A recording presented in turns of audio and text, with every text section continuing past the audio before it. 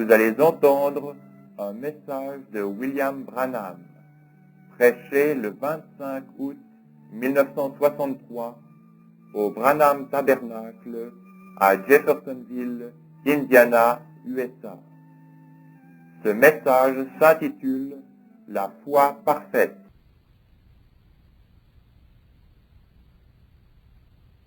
Premièrement, pendant un court instant, vous entendrez frère Branham prêcher en anglais. Puis vous entendrez la traduction française de ce message. The book of Hebrews, the 11th chapter, we're told that faith is the substance of things hoped for. Now, here's where many people fail to receive their healing or what they're asking for because they take faith to be something that it is not. See, they don't believe it. It's not imagination. It is an actual substance. Yeah. Now, listen close. See, it is not what you imagine. It's just as real to you as any sense of your body will declare anything else. It's just as real as my eyes says this is a piece of paper. It's just as real as to say that that's a light. It's just as real as to say I feel my cold. It's just as real as I hear that baby talking there or making a song. See? It's just that real as music playing. It's just as real as I taste anything in my mouth. It is that real only you can. Notre Père Céleste, c'est notre désir ce soir. Nous nous sommes rassemblés pour écouter uniquement le Seigneur Jésus. Il y a ici ce soir ceux qui sont malades et affligés, et nous avons consacré notre service à la guérison des malades et des corps brisés. Comme le frère vient de chanter ce magnifique hymne, « Alors Jésus vint », puisses-tu, Seigneur, venir sur la scène pour nous ce soir et guérir tous ceux qui sont affligés. Et ainsi, il n'y aura pas une seule personne infirme au milieu de nous ce soir. Accorde-le, Seigneur, et aide-nous, alors que nous regardons à la parole maintenant, pour trouver la foi suffisante pour cette heure. Nous te le demandons dans le nom de Jésus. Amen.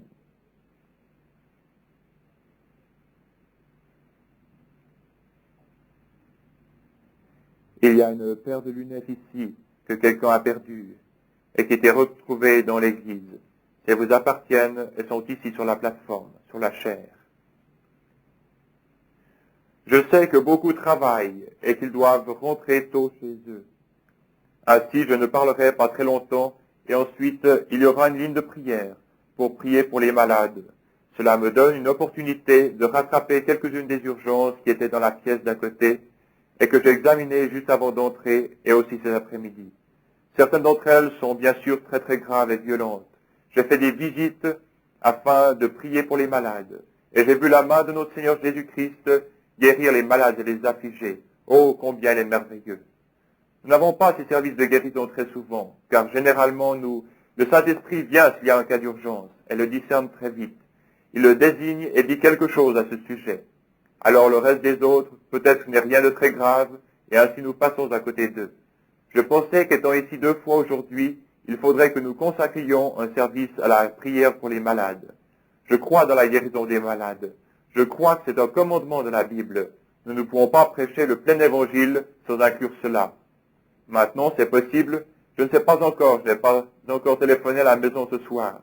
Mais c'est possible que dimanche prochain, je sois de nouveau ici. Et si vous ne recevez rien de notre part cette semaine, si Billy ne vous le fait pas savoir, il le saura dans le courant de la semaine. Alors nous serons ici de nouveau dimanche prochain. Ainsi cela vous donne le jour de la fête du travail pour vous reposer ou pour retourner chez vous. Ainsi nous essaierons, Dieu voulant. Je pense que Billy vous enverra une carte, ou alors il vous le dira durant les services d'une façon ou d'une autre. Ainsi, s'il ne vous appelle pas, alors c'est que je reviens ce prochain dimanche. Frère Neville, si c'est en ordre de venir, oh, c'est bien. Y a-t-il quelqu'un qui désire savoir ce qui est arrivé à ce petit Collins ici?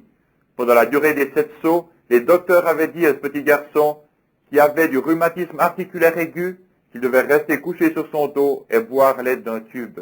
C'était cela. Le père et la mère l'emmenèrent à la maison et le déposèrent dans la chambre et prièrent pour lui. Et le Seigneur Jésus le guérit d'une façon si complète qu'il retourna à l'école. Et l'administration les fit venir à cause de cela. Ainsi, ils appelèrent le spécialiste qui l'attendait. Ils ne pouvaient pas croire une telle chose. Ils conduisirent le petit garçon pour un examen et il était parfaitement normal et en bonne santé. Alors Jésus vint.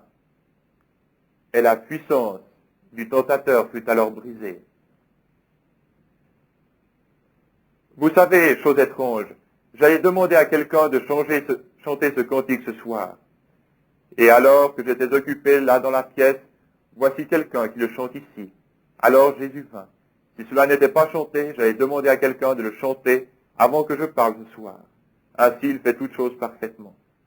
Maintenant, beaucoup d'entre vous qui ont une longue distance à parcourir vont attendre jusqu'au matin. Et j'apprécie cet effort. Certains d'entre vous rentreront chez eux ce soir, parce qu'ils doivent aller travailler le matin au lever du jour. Et je sais que c'est pénible. Et alors que je pense à cela, j'ai aussi des moments, vous savez, où je deviens maussade. J'arrive à un point où ce qui me gêne, c'est que j'ai ces moments quand je suis surmené. Et Satan vient me dire, mais personne ne se soucie de toi. Tu n'as vraiment pas un seul ami dans le monde, vois-tu. Souvenez-vous que je ne suis pas immunisé contre la tentation. Je dois surmonter cela. Alors que je regarde en arrière et que je vois quelque chose comme ceci, je lui le mets sous les yeux, je dis, et puis ça, cela m'aide à vaincre. Et puis ça alors. C'est comme pour un certain de mes amis qui est assis dans la salle ici. Il y a une sorte de clan qui ne croit pas dans la guérison divine, qui vint vers ce jeune homme récemment et lui dit, cette histoire qu'il prêche là-bas au sujet de cette guérison divine, cela ne vaut rien. Cet homme habite dans le Kentucky tout près d'une vieille dame qui, lorsque nous étions au camp d'Acton, se mourait du cancer. Et sa sœur vint à la réunion ce soir-là avec un mouchoir qu'elle avait pris dans son sac à main. Le Saint-Esprit appela cette dame, et je n'avais jamais été dans cette région auparavant.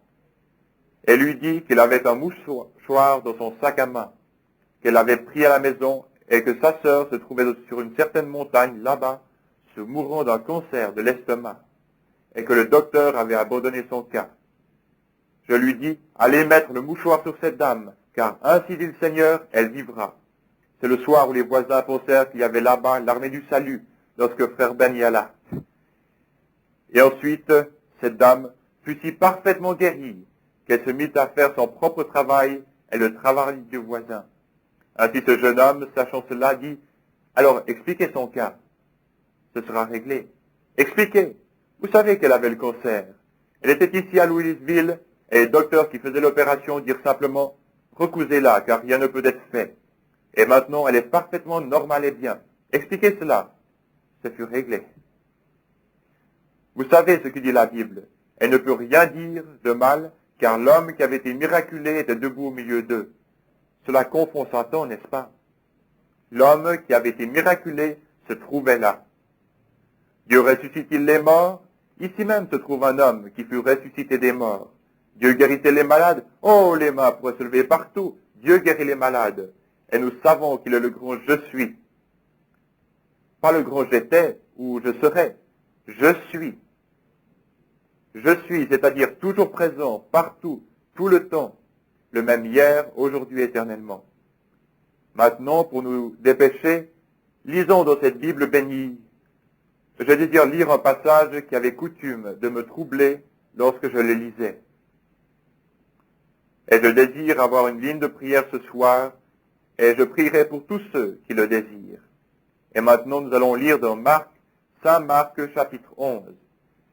Et nous allons commencer à lire vers le verset 22 du chapitre 11 de Saint Marc. Beaucoup d'entre vous connaissent cette écriture. Elle est très familière. C'était l'écriture à laquelle je pensais, frère Russell, quand il me parla au sujet de ces écureuils. C'était l'écriture même à laquelle je pensais. Cela a toujours été une énigme pour moi. Il dit, si vous dites, pas si je dis, si vous dites. Maintenant lisons. Jésus prit la parole et leur dit, ayez foi en Dieu. Je vous le dis en vérité, si quelqu'un dit à cette montagne, ôte-toi de là, et jette-toi dans la mer, et s'il ne doute point en son cœur, mais croit que ce qu'il dit arrive, il le verra s'accomplir. C'est pourquoi je vous dis, tout ce que vous demanderez en priant, croyez que vous l'avez reçu, et vous le verrez s'accomplir. Et lorsque vous êtes debout, faisant votre prière, si vous avez quelque chose contre quelqu'un, pardonnez, afin que votre Père, qui est dans les cieux, vous pardonne aussi vos offenses. Mais si vous ne pardonnez pas, votre Père, qui est dans les cieux, ne vous pardonnera pas non plus vos offenses.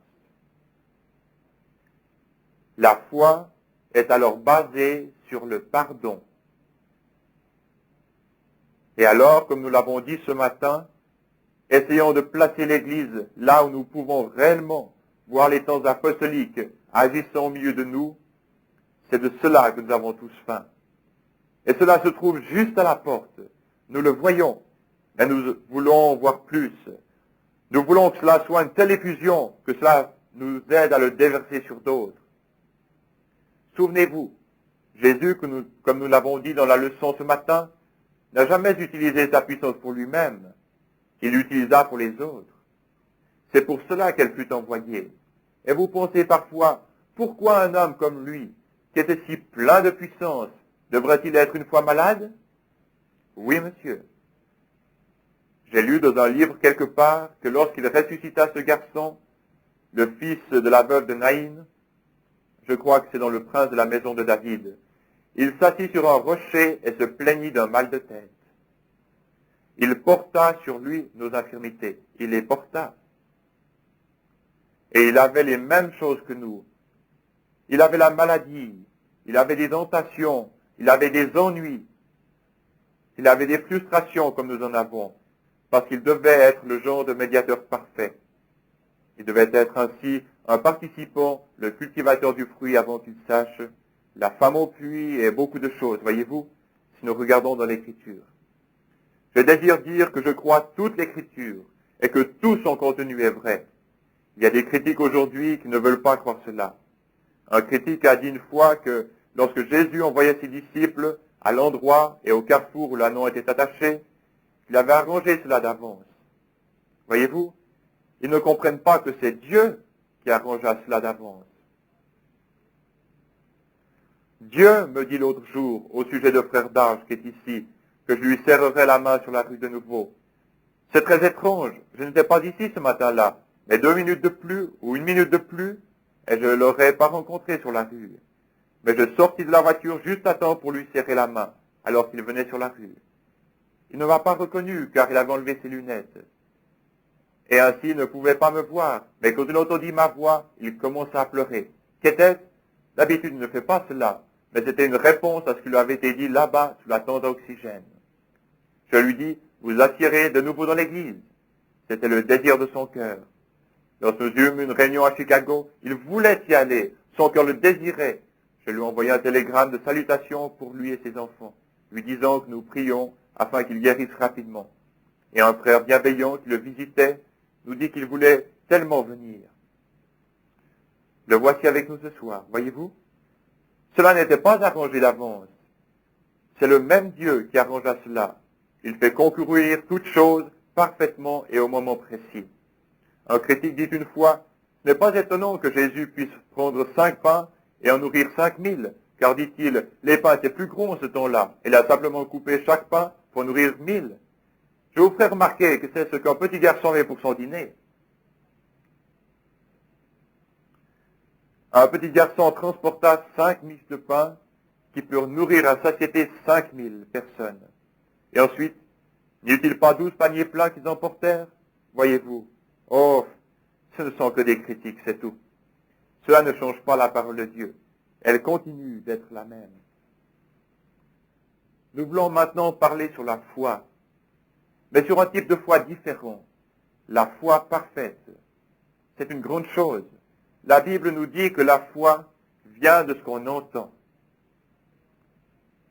Maintenant, vous ne pouvez pas être sauvé sans la foi. Et la foi est quelque chose dont vous devez croire l'existence, et il n'y a vraiment rien d'autre qui vous le déclarera si ce n'est la foi. J'essaye maintenant de vous amener à recevoir la foi, afin que vous puissiez être prêts pour cette ligne de prière dans les prochaines minutes. Maintenant, la foi, celui qui vient à Dieu doit croire qu'il existe. Et il est impossible de plaire à Dieu sans la foi. Vous ne pouvez pas lui plaire. Et si vous dites que vous croyez en Dieu, vous ne l'avez jamais vu. Ainsi, vous devez le croire par la foi. Et si vous pouviez le voir, ce ne serait plus la foi. Voyez-vous? Tout ce que les sens déclarent, ce n'est plus la foi. C'est un fait scientifique. Ce n'est plus la foi. Mais vous devez l'accepter, lui, par la foi. Et celui qui vient à Dieu doit croire en Dieu. Et la foi vient de ce qu'on entend, la parole de Dieu. Voyez-vous? Vous devez croire, premièrement, que ceci est la parole de Dieu.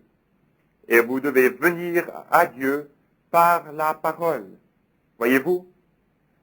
Prenez la parole, ce qu'elle dit et dites, c'est juste. Toutes les autres choses qui lui sont contraires ne sont pas justes. Abraham devait croire simplement ce que cette voix lui avait dit. Et lorsqu'il fut âgé de 100 ans, 25 ans plus tard, il croyait cela plus fortement que 25 ans plus tôt, lorsque cela lui fut donné. Voyez-vous? Il le croyait. Et il ne douta pas par incrédulité de la promesse de Dieu, mais il fut fortifié, donnant gloire à Dieu, sachant qu'il pouvait accomplir ce qu'il avait promis.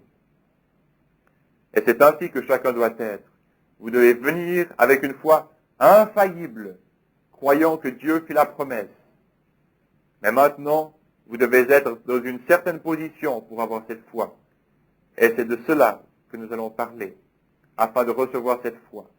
Dans Hébreux, le livre des Hébreux, au chapitre 11, il est dit que la foi est la substance des choses que l'on espère. Voilà pourquoi beaucoup de personnes ne parviennent pas à recevoir leur guérison ou ce qu'elles demandent, c'est parce qu'elles prennent la foi pour quelque chose qu'elle n'est pas. Voyez-vous? Ils ne croient pas cela. Ce n'est pas de l'imagination. C'est une actuelle substance. Maintenant, écoutez attentivement. Voyez-vous, ce n'est pas ce que vous imaginez. C'est aussi réel pour vous que ce que n'importe quel autre sens de votre corps vous déclare. C'est aussi réel que mes yeux disent, ceci est un morceau de papier. C'est aussi réel que de dire que ceci est une lampe. C'est aussi réel que de dire, je sens ma veste. C'est aussi réel que d'entendre ce bébé là-bas parler ou faire du bruit.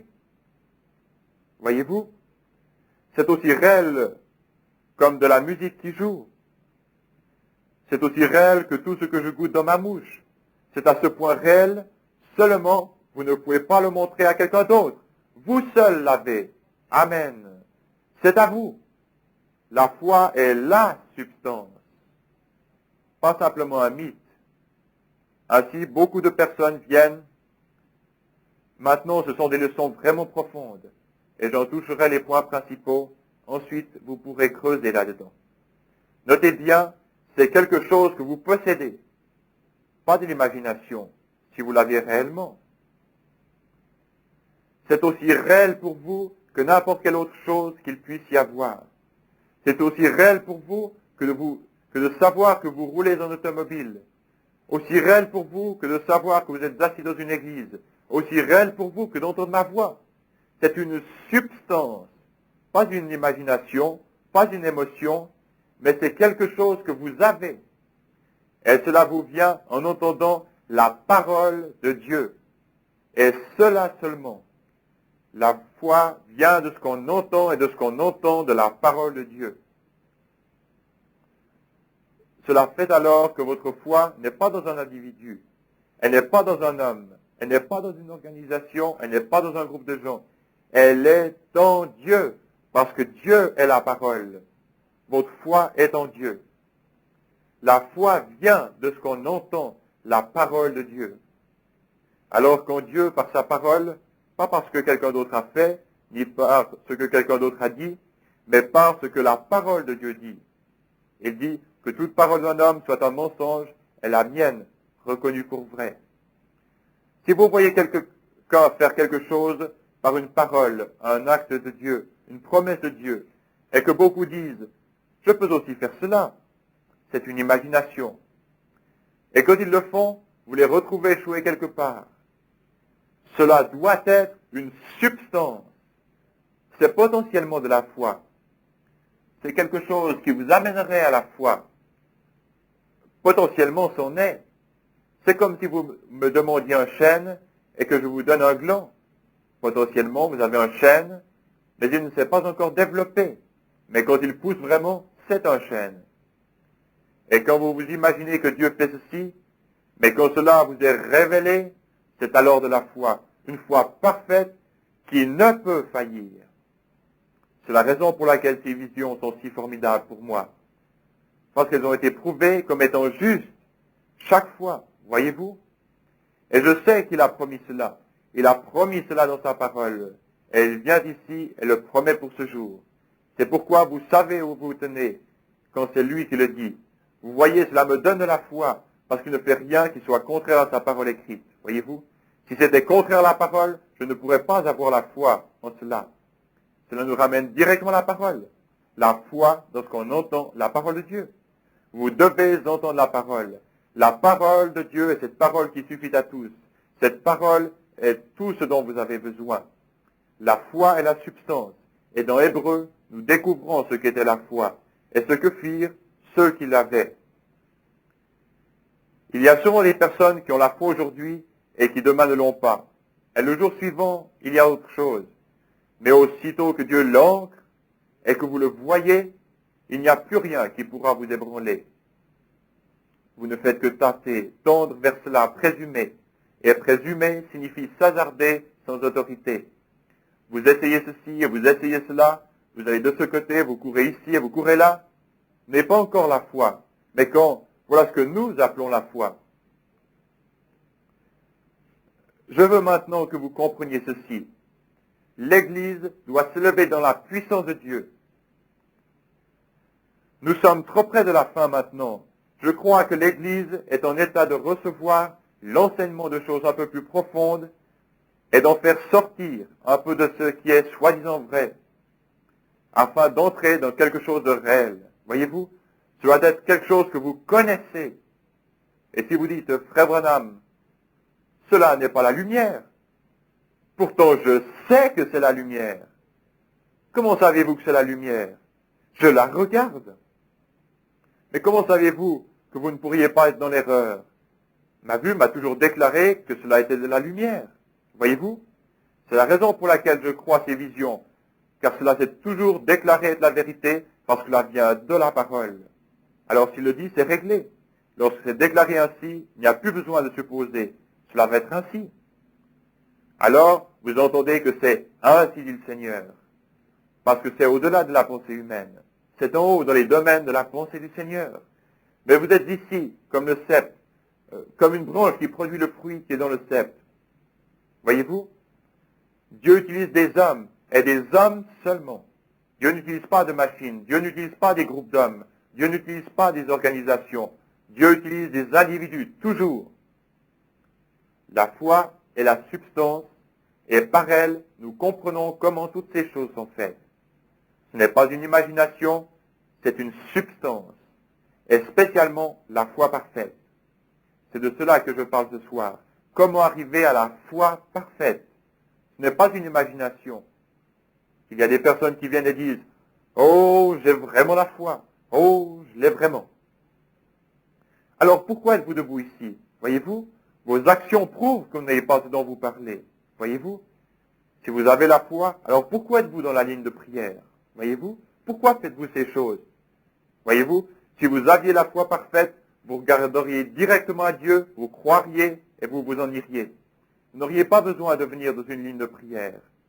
Vous n'auriez pas besoin de ces choses parce que votre foi l'a déjà fait. Voyez-vous? À quoi servirait-il que je dise « je dois mettre une chemise » ? Je porte une chemise. Comment savez-vous que vous portez une chemise? Eh bien, je la vois, je la sens et je sais qu'elle est là. C'est à ce point réel lorsqu'il y a la foi parfaite. Vous n'avez rien besoin de plus. C'est déjà fait. Vous le savez. Comment le savez-vous? La foi me le dit. C'est cela. Comprenez-vous maintenant ce que je veux dire au sujet de cette foi parfaite? Maintenant, d'autres mots, je me risque à sortir. Eh bien, j'irai. La Bible dit, appelez les anciens pour qu'ils fassent l'onction d'huile et qu'ils prient pour cela. Je sais cela et j'irai là-bas. Et vous dites, je vais être guéri. Vous voyez? Si vous ne faites pas attention, vous allez vous emballer. Et alors que vous passez par là, vous dites, oh, je n'ai pas encore. C'est cela. Vous n'aviez pas la foi. Votre foi véritable le fera à ce moment-là. Votre foi véritable vous le rendra si réel que, regardez à la femme avec la perte de sang. Elle dit, si je peux seulement toucher le bord de son vêtement, je serai guérie. Et aussitôt qu'elle le fit, elle dit qu'elle sentit au-dedans d'elle que sa perte de sang s'était arrêtée. Elle le crut réellement. Et quand elle le toucha, pour prouver qu'elle s'était arrêtée, Jésus se retourna et dit, « Qui m'a touché ?» Ceci est la foi parfaite. Et cette même foi parfaite ce soir touchera Jésus-Christ comme elle l'a fait alors. La femme vint avec une foi parfaite pour ce moment-là. Maintenant, nous voyons qu'au commencement, les disciples n'avaient pas cette foi parfaite. Ils ne l'avaient pas, parce qu'ils avaient eu Christ et ils avaient marché avec lui, mais ensuite ils eurent Christ en eux. Ainsi, vous voyez qu'il est difficile d'avoir cette foi parfaite sans le Saint-Esprit. Il doit l'amener, il le fait. Maintenant, vous dites, les disciples n'avaient pas la foi parfaite? Non, car il y avait là un enfant épileptique et ils essayaient de chasser ce démon de lui, mais ils ne purent pas le faire. Et le Père, voyant Jésus venir, lui dit, « Nous avons amené mon fils vers tes disciples, mais ils ne purent le guérir. » Voyez-vous? Et ensuite, les disciples dirent à Jésus, « Pourquoi ne pouvions-nous pas le guérir ?» Et Jésus leur dit, « À cause de votre manque de foi, de votre incrédulité. » C'est juste. À cause de votre incrédulité. Maintenant, souvenez-vous qu'ils avaient la puissance. Jésus leur avait donné la puissance pour guérir les malades, ressusciter les morts, chasser les démons, juste quelques jours avant cela. Ils avaient la puissance, mais pas la foi pour utiliser la puissance. Maintenant, voilà le Branham Tabernacle. Voilà l'Église, l'épouse aujourd'hui. Le Saint-Esprit est ici avec la puissance. Mais vous n'avez pas cette foi pour l'animer. Voyez-vous ce que je veux dire? Il faut de la foi pour l'animer. Tenez, j'ai une cartouche que j'ai chargée à la main. Je sais ce qu'elle fera selon la balistique, de même que la parole. Mais je dois tirer un coup de feu. Le feu doit arriver à la poudre a la puissance, mais elle doit avoir le feu pour l'allumer. Et c'est la même chose. La poudre est dans la cartouche, mais elle a besoin de la foi pour l'allumer et la faire sortir. C'est cela qu'il faut, la foi parfaite pour mettre le feu à la puissance du Saint-Esprit, lequel nous avons maintenant depuis qu'il est venu sur nous. La foi pour mettre le feu, pour voir de grandes choses. La foi, quelque chose qui vous présente cela. Avec un cœur plein de joie, vous marchez dans la chambre de malade, sachant exactement ce que vous allez dire. Vous y pénétrez en sachant ce qui va arriver, car quelque chose a déjà été révélé, et vous le savez. Alors vous entrez et dites, au nom de Jésus-Christ, levez-vous de là, ainsi dit le Seigneur. Vous y êtes, c'est la foi parfaite. S'il y avait 10 millions de personnes à cet endroit, disant que cela n'arriverait pas, vous savez que cela arrivera de toute façon, parce que vous le savez. Cela arrivera, peu importe ce que n'importe qui peut dire, vous êtes celui qui a la foi. Pourriez-vous vous imaginer Josué rassemblant les anciens d'Israël et leur disant, frères, nous sommes les serviteurs du Seigneur, et j'aimerais que vous lui demandiez s'il serait d'accord de nous donner un peu plus de lumière solaire et de retenir le soleil pendant un petit moment. Non, il n'avait besoin, et sans prière, sans rien, il en avait besoin, et il a simplement commandé au soleil. Il dit, reste là, j'en ai besoin. Je suis au service de la lune, reste là. Amen. Elle resta là pendant 24 heures. Maintenant, si le monde tourne, et qu'il est arrêté, et que le soleil soit resté à un endroit sans se déplacer, qu'est-il alors arrivé? Maintenant, si vous ne croyez pas cela, vous devenez un infidèle. Alors, si vous le croyez, vous vous mettez la science à dos, parce qu'ils disent que si le monde s'arrêtait, il tomberait. Ainsi qu'en est-il? Si vous dites que la parole de Dieu n'est pas juste, alors vous êtes un infidèle. Voyez-vous? Mais cela arriva, c'est le principal. Je ne connais pas la mécanique, mais cela arriva. Je ne connais pas la mécanique du Saint-Esprit, mais je sais qu'il tomba sur moi. Je ne peux pas en dire la mécanique, mais j'en connais les bénédictions. Tout ce que je désire connaître, ce sont les bénédictions du Saint-Esprit. Et la mécanique, c'est lui qui l'a fait marcher. C'est son secret. Ce garçon ne put pas être guéri parce que les disciples avaient la puissance. Jésus leur avait donné la puissance pour guérir toutes sortes de maladies, pour chasser les démons, pour guérir les lépreux, pour ressusciter les morts. Il leur avait donné la puissance. Mais ils n'avaient pas la foi pour exploiter la puissance qu'ils avaient. Alors ils questionnèrent Jésus et lui dirent, « Mais pourquoi n'avons-nous pas pu le faire ?» Maintenant, souvenez-vous qu'ils avaient la parole, et la parole était à leur chair, et la parole leur dit, « Je vous donne la puissance. » Amen. Je vous donne la puissance.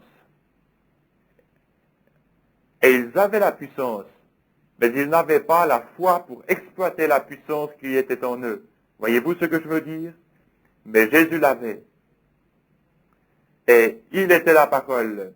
Et il avait la foi que ce qu'il disait arriverait. Il dit, « Oh, amenez-le ici. Jusqu'à quand vous supporterai-je » Il avait la foi avec sa puissance. Comment l'avait-il? Il dit, « Je ne peux rien faire de moi-même. » Pourquoi? Parce qu'il avait confiance en ce qu'il était. Il avait confiance dans le fait qu'il savait qu'il était la parole. Et il avait foi en Dieu qui avait fait de lui la parole. Il était Dieu, la parole. Et ils étaient en lui. Et cela lui donnait la foi parce qu'il comprit sa position. Il savait ce qu'il était parce que l'Écriture avait dit qu'il était ceci. Chaque Écriture s'enchaînait pour prouver qu'il était exactement ce que l'Écriture avait dit qu'il serait. Et il savait ce qu'il était. C'est pourquoi il avait confiance en ce que Dieu l'avait fait. S'il fit ainsi, alors ne pouvons-nous pas, comme croyants, avoir confiance en ce que Dieu nous a créé? Voici les signes qui suivront ceux qui auront cru. Il avait foi en ce qu'il était. Et si vous êtes un croyant, vous avez foi en ce que vous êtes. Vous êtes un croyant. Et si vous avez foi en Dieu, la Bible dit, si notre cœur nous condamne, nous ne pouvons pas avoir la foi. Mais si notre cœur ne nous condamne pas, nous avons alors la foi. Nous avons de l'assurance envers Dieu. Si vous voulez le lire, cela se trouve dans Jean 3,21. J'ai inscrit ici l'Écriture. Saint Jean, je veux dire 1 Jean 3,21. Écoutez, si notre cœur ne nous condamne pas, nous avons de l'assurance devant Dieu. Mais aussi longtemps que vous faites des choses qui sont fausses, vous ne pourrez pas vraiment avoir de l'assurance devant Dieu. Ainsi, voyez-vous, vous saurez automatiquement que vous êtes dans l'erreur. Vous vous remettez automatiquement à la place d'un pécheur si vous savez que vous êtes dans l'erreur. Mais si votre cœur ne vous condamne pas, et si vous savez que vous êtes un croyant et qu'il n'y a rien entre vous et Dieu, vous pouvez demander ce que vous voulez, sachant que cela vous sera donné. Parce que c'est la parole qui vous est donnée comme elle le fut à ses disciples. Alors la seule chose que vous devez faire, c'est d'avoir foi en ce que vous êtes. Ayez foi dans ce que la parole dit que vous êtes. Jésus avait foi dans la parole de Dieu qui disait ce qu'il était. Il est écrit de moi. David dans les psaumes, les prophètes et tous les autres, n'ont-ils pas parti de lui? Je suis le pain de vie qui vient de Dieu et qui est descendu du ciel. Amen. Je suis cet arbre de vie du jardin d'Éden. Je suis toutes ces choses. Je suis celui qui suis. il savait avec cette foi parfaite qu'il était le Messie oint et que l'Esprit de Dieu était sur lui. Il dit, de moi-même, je ne peux rien faire, mais c'est ma foi en Dieu. Dieu était en lui, la parole rendue manifeste. Et quand la parole de Dieu vient en vous, elle est rendue manifeste, car vous êtes un croyant, voyez-vous? Et un croyant est la foi de Dieu qui agit en vous. Aimez-vous cela? J'aime enseigner sur ce qu'est réellement la foi. Il savait qui il était, et sans l'ombre d'un doute, il savait qu'il était le Fils de Dieu. Il le savait, car la parole l'identifiait. La parole de Dieu identifiait qui il était. Il dit, si je ne fais pas les œuvres de mon Père, alors ne me croyez pas. Si je ne fais pas ces œuvres-là, ne me croyez pas. Mais si je les fais, alors croyez en elles, car elles sont la manifestation de la parole qui avait été promise. Oh, si vous ne pouviez seulement vous réveiller une minute, comprenez-vous cela? Vous voyez, la parole elle-même identifiait qui il était. Elle dit, qui de vous me convaincra de péché? En d'autres mots, qui peut me montrer que ma vie et mes œuvres n'accomplissent pas exactement ce qu'on attend du Messie? Personne ne pouvait rien dire, car c'était ce qu'il était. Il avait alors la foi pour croire que tout ce qu'il dirait arriverait. Ensuite, il se retourna et dit, les œuvres que je fais, vous les ferez aussi. Encore un peu de temps et le monde ne me verra plus, mais vous, vous me verrez, parce que je serai avec vous et même en vous. Ne vous inquiétez pas de ce que vous direz, car ce n'est pas vous qui parlerez, c'est votre Père qui habite en vous qui parlera. Et ce n'est pas moi, c'est le Père qui demeure en moi qui accomplit ses œuvres. Voyez-vous ce que je veux dire? L'identification d'un chrétien de l'Écriture sont ces mots que Jésus prononça. Ces signes suivront ceux qui auront cru. Comment pouvez-vous vous appeler un croyant, un peuple, et nier ces mots? Comment pouvez-vous vous appeler un croyant et nier une partie de cette parole? Voyez-vous? Vous ne pouvez pas le faire. Vous n'êtes pas un croyant. C'est pourquoi ces signes ne peuvent pas vous suivre. Car vous acceptez et croyez que ce que vous voulez, et le reste, vous ne le croyez pas. Et vous devez prendre tout et le croire. Et lorsque vous croirez vraiment, pas soi-disant croire, mais réellement croire, alors ces signes suivront ceux qui auront cru. Oh, pourriez-vous comparer un chrétien d'aujourd'hui avec ces chrétiens d'antan? Voyez combien ces disciples marchaient dans la puissance de l'Esprit et agissaient par le Saint-Esprit. Tel un prisonnier, comme je l'ai prêché l'autre soir, un prisonnier de la parole et de la volonté de Dieu. Il ne pouvait même pas bouger avant que Dieu le pousse à le faire. N'aimeriez-vous pas avoir une telle église se lever? Elle le fera. Nous retournons à cela. Cela doit arriver. C'est vrai. C'est en route maintenant, je crois. Car la parole a été identifiée, ce qu'il était. Et la même parole nous identifie. Voyez-vous? Si un homme m'aime, il gardera mes commandements. S'il dit qu'il m'aime et qu'il ne garde pas chacun de mes commandements, il est un menteur. Et la vérité n'est même pas en lui. Vous dites, je ne crois pas tout, alors c'est que vous n'êtes qu'un incroyant, c'est tout. Si la Bible dit, c'est alors juste, et c'est ainsi pour l'éternité. Ce que la Bible dit, c'est la vérité. Remarquez ce qu'il nous a dit. Si vous demeurez en moi et que mes paroles demeurent en vous, Saint Jean 15, si vous demeurez en moi, si vous avez foi en lui, si vous demeurez en moi et que mes paroles demeurent en vous, demandez ce que vous voudrez. Il savait qui il était. C'est pourquoi il avait la foi. La foi put produire lorsqu'il sut ce qu'il était.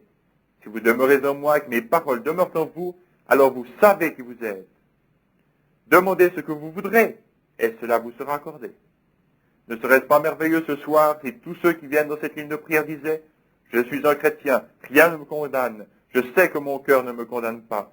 Quelque chose me dit que ce soir, c'est la fin de ma souffrance. » Si vous croyez, vous repartirez d'ici avec quelque chose. Peu importe avec quelle émotion vous venez ou ce que vous faites, cela ne marchera pas avant que cette foi parfaite se soit manifestée et identifiée en vous comme une substance. Et lorsque cela arrivera, rien ne pourra plus vous ébranler. Si vous aviez le cancer et que le docteur vous ait dit hier que vous alliez mourir avant lundi matin, car vous ne pouvez plus respirer, le cancer vous a dévoré et tout votre cœur et votre circulation sanguine sont transformés complètement en cancer, et que quelque chose vienne avec la substance de cette foi véritable, et que la foi parfaite devienne une substance en vous, vous ririez au nez de ce docteur. Vous seriez comme le vieil Élie lorsqu'il marchait devant l'idole, et qu'il disait, « Pourquoi n'appelez-vous pas un peu plus fort ?» Peut-être qu'il est occupé. Il savait ce qu'il allait faire, car Dieu lui avait dit ce qui allait arriver. Il dit que le Dieu qui répondra par le feu soit Dieu. Ils dirent, nous acceptons cette proposition. Et ils versèrent de l'eau sur les autels, et se firent des incisions, et firent tout le reste, et ils appelèrent, ô Baal, réponds-nous. Élie était aussi calme que possible. Il dit, appelez un peu plus fort, il est peut-être occupé, il est peut-être à la pêche, il peut peut-être quelque chose d'autre, vous voyez. Il est parti quelque part. Il s'est moqué d'eux parce qu'il savait ce qui allait arriver. Oh, regardez ce qu'il fit. Lorsque tout fut en ordre, il alla là-bas et dit, Éternel, Dieu d'Abraham, d'Isaac et d'Israël. Il ne l'appela jamais par son nom Jacob, celui qui supplante. Il l'appela Israël, prince avec Dieu. Éternel, Dieu d'Abraham, d'Isaac et de ce prince Jacob. Que l'on sache aujourd'hui que je suis ton serviteur et que je fais ceci ni selon mon désir, ni de moi-même, mais sur ton ordre, selon ta volonté. Et c'est toi qui m'as dit ce qu'il fallait faire. Tu m'as montré que ces choses seraient ici. Maintenant, j'ai versé l'eau sur l'autel. Je fais toutes ces choses selon ton commandement. Maintenant, que cela se sache. Et quand tu dis cela, le feu tomba des cieux. Il avait confiance qu'il tomberait parce qu'il avait la substance. Pourquoi? Parce que la parole l'avait dit. La Bible est la même parole de Dieu. Et quand vous pouvez recevoir la substance, ce qui est la foi parfaite, vous savez que cette promesse faite par Dieu vous appartient. Comment vous sentez-vous, frère Branham, quand vous êtes debout là et que vous voyez venir des personnes parlant de différentes langues? Avez-vous peur? Non, monsieur, non. C'est lui qui l'a dit. Je n'ai encore jamais eu peur, parce que c'est lui qui me l'a dit, et je crois que c'est la vérité. S'il me disait ce soir d'aller au cimetière présidentiel et de ressusciter demain matin George Washington, j'inviterais le monde entier, je dirais, venez et voyez le faire. Amenez tous les critiques possibles et mettez-les là autour, car vous allez voir la gloire de Dieu. Mettez cette chaise à cet endroit, afin que vous puissiez vous asseoir et vous reposer un petit moment. Il sera là dans un moment, aussitôt que je l'appelle. Lorsque je vis cette nuit-là, ou plutôt ce jour-là, ce petit garçon Finlande qui était étendu là, mort depuis une demi-heure, le corps écrasé, le sang coulant des yeux, du nez et des oreilles, ses petites jambes brisées dans ses petites chaussettes et ses pieds sortant du bout de ses chaussettes, plus de souliers. Alors que je regardais cela, je pensais, cela devrait être ce garçon-là. Je dis, dites, regardons la fin de cette Bible, frère mort. Frère Lindsay, frère mort, regardez à cet écrit. Il arrivera, dit le Seigneur, oh mon Dieu, que dans un pays où il y pousse beaucoup de sapins et où des rochers sont amoncelés, il y aura un petit garçon avec des cheveux coupés courts. Il portera des pantalons courts qui se boutonnent ici en haut et des chaussettes longues. Il aura les yeux bruns et ceux-ci seront révulsés. Il sera tué dans un accident d'automobile, mais tu poseras tes mains sur lui et il reviendra à la vie. C'était écrit là, il était étendu là. Amen. Attendons la parole. Je dis, si ce garçon n'est pas vivant dans les 2 minutes qui suivent, je suis alors un faux prophète, et chassez-moi hors de Finlande. Mais s'il est vivant, tombez sur votre face et repentez-vous. Je dis, mort, tu ne peux le retenir. Je réclamais son esprit selon la parole de Dieu, au nom de Jésus-Christ. Et il se leva d'un bond. C'est vrai, vous voyez, la foi s'y accrocha. Dieu l'a dit, et le voilà. C'est Dieu qui parle en ce jour par des visions. Mais si cette vision était contraire à ceci, elle serait fausse. Ceci est plus que la vision. Si une vision est contraire à la parole, abandonnez-la. Elle n'est pas de Dieu. Dieu ne contredit pas sa propre parole. Ainsi, si cette parole vous dit quelque chose, vous pouvez alors avoir la même confiance que cela va arriver. Il n'y a rien, si elle dit, ils imposeront les mains aux malades et ils seront guéris. Eh bien, frère, si la foi, qui cette fois parfaite s'y accroche, lorsque vous aurez passé par cette ligne de prière, vous sauterez en partant d'ici et crierez, c'est terminé, c'est entièrement terminé, c'est fini. Si vous aviez une requête dans votre cœur, et si vous croyez que la prière qui fut faite pour cela sera exaucée, vous n'avez rien à discuter, car c'est ce qui va arriver. C'est comme pour la femme avec la perte de sang. Jésus avait la foi parfaite, il l'avait, elle vint parce qu'il était la parole. Et vous devenez la parole. Vous devenez la parole comme vous recevez la parole. Si vous demeurez en moi et que mes paroles demeurent en vous, mes paroles, c'est-à-dire cette parole, demeurent en vous. Demandez ce que vous voudrez, cela vous sera accordé. Voyez-vous, si vous dites à cette montagne, ôte-toi de là, et si vous ne doutez pas, mais croyez que ce que vous dites arrive, vous le verrez s'accomplir. Tout ce que vous demanderez en priant, croyez que vous l'avez reçu, et vous le verrez s'accomplir. Ni le temps, ni l'espace, ni rien d'autre ne le changera. Vous savez que c'est accompli, c'est déjà fait. Maintenant, regardez, il nous a dit, si vous demeurez en moi, et que mes paroles demeurent en vous, ici dans Saint Jean, demandez ce que vous voudrez, et cela vous sera accordé. Alors reconnaissez votre position dans l'Écriture, en tant que croyant. Voyez-vous, vous devez reconnaître votre position de même qu'il reconnut sa position. N'est-il pas écrit que Christ viendrait et qu'il ferait toutes ces choses, dit-il à Cléopas et aux autres ce matin-là? N'est-il pas écrit dans les Écritures qu'il devait souffrir, être mis à mort, pour ensuite ressusciter le troisième jour? Pourquoi êtes-vous si lent à comprendre? Elles pensèrent, comme cet homme parle différemment des autres hommes. Et quand ils furent dans l'auberge, ils découvrirent que c'était lui. Voyez-vous, leurs yeux étaient empêchés de le reconnaître. Voyez-vous, ils savaient qu'il attirait continuellement leur attention sur cette écriture. Et ils surent que c'était lui. Vous devez croire en ce que vous demandez. Si vous êtes un croyant, reconnaissez-vous comme tel. Reconnaissez que ces choses sont pour vous. S'il y a une condamnation dans votre vie, rectifiez cela premièrement. Voyez-vous, si vous avez une condamnation dans votre... ou vous pouvez demander à Oral Roberts et à une douzaine d'autres personnes qui ont la foi de venir ici et de prier pour vous et de sauter de bas en haut et de verser de l'huile sur vous par 5 litres à la fois, mais cela ne bougera toujours pas, c'est vrai. Qu'arrive-t-il à ceux qui ne sont pas guéris dans les réunions d'oral? Je les retrouve dans la ligne de prière. Vous l'entendez dire qu'on en avait déjà prié pour lui. Un homme avec des cheveux foncés assez grands, une forte mâchoire. C'est Oral Roberts, voyez-vous? Et c'était dans telle ville, un endroit appelé ainsi. Oui, c'est vrai, voyez-vous. Tel homme a prié pour vous, voyez, comme cela. Mais voici votre ennui, voyez-vous. Allez rectifier cette chose. Allez là-bas et confessez ce péché à votre mari ou à votre femme. Allez faire cette chose. Cela ne vous fera jamais du bien, peu importe qui prie pour vous, avant que vous rectifiez cela. La condamnation est dans votre cœur, et Dieu ne viendra pas dans ce cœur qui est condamné. Dieu n'y habite pas. Vous devez le rectifier. Ensuite, quand vous l'avez fait, vous devez avoir la foi. Si tout est juste, vous devez avoir la foi et croire. N'ayez pas peur. Dans le livre de Job, il est dit que Job eut peur, et ce qu'il craignit arriva effectivement. Qu'est-ce qui en fut la cause? Sa crainte. C'est ce qui le fit arriver. Sa foi l'aurait gardé de cela, mais sa crainte le lui amena. Il avait peur que cela arrive, et cela arriva. S'il avait su que cela n'arriverait pas, cela ne serait pas arrivé. Voyez-vous ce que je veux dire?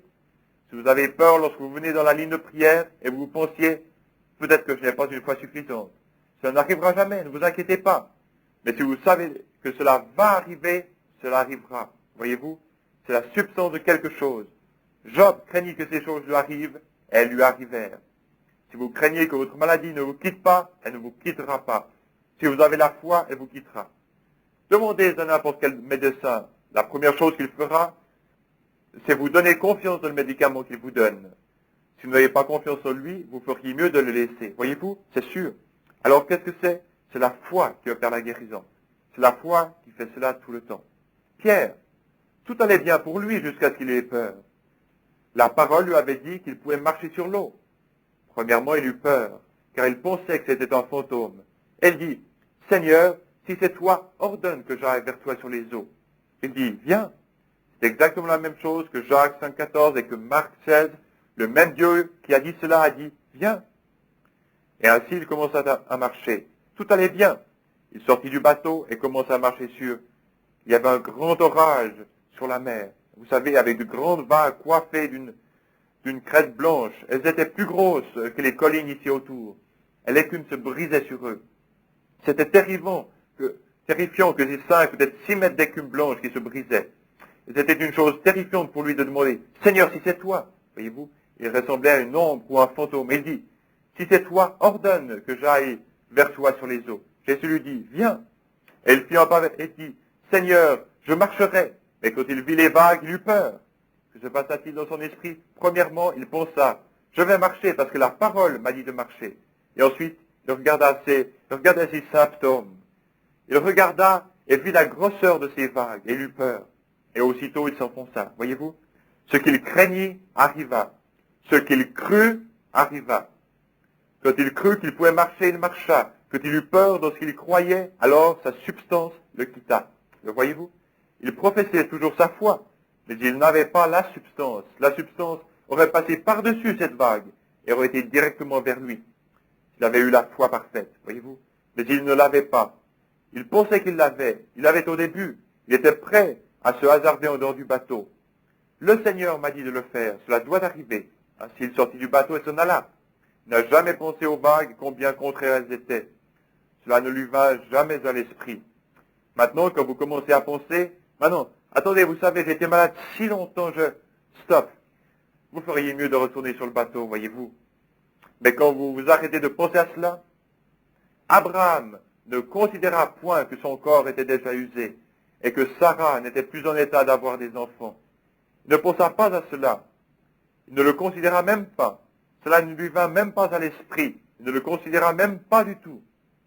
Il considéra seulement ce que Dieu avait dit, et il alla de l'avant. Aussi longtemps que Pierre le fit, il marcha. Mais Jésus vivait dans un monde que personne ne connaissait. Il était une personne étrange. Il vivait dans un monde de foi parfaite, dans le Dieu parfait dans lequel il était. Si nous vivions comme des chrétiens avec une foi parfaite, nous serions des mystiques pour le monde. Les gens ne vous comprendraient pas. Vous marcheriez dans l'esprit. Ce que l'esprit dirait, vous le feriez. Ce qu'il interdirait, vous ne le feriez pas. Alors les gens commenceraient à dire, vous seriez une personne mystique pour eux. C'est ainsi pour tous les croyants. Ils sont des mystiques. Les gens ne comprennent pas parce qu'ils vivent dans un monde à eux. Jésus vivait dans un monde que personne d'autre pouvait toucher. Les disciples ne pouvaient le comprendre. Quand il leur parlait, ils disaient ensuite, tu parles par énigme. Nous ne comprenons pas ceci. Comment cela peut-il être? Voyez-vous, il n'était pas dans le monde dans lequel il vivait. Il ne pouvait pas le comprendre. Personne ne pouvait le comprendre. Ainsi que un homme vit par la foi et marche par la foi, je veux dire, la foi en tant que substance. Il est isolé du monde entier et devient une nouvelle créature en Christ.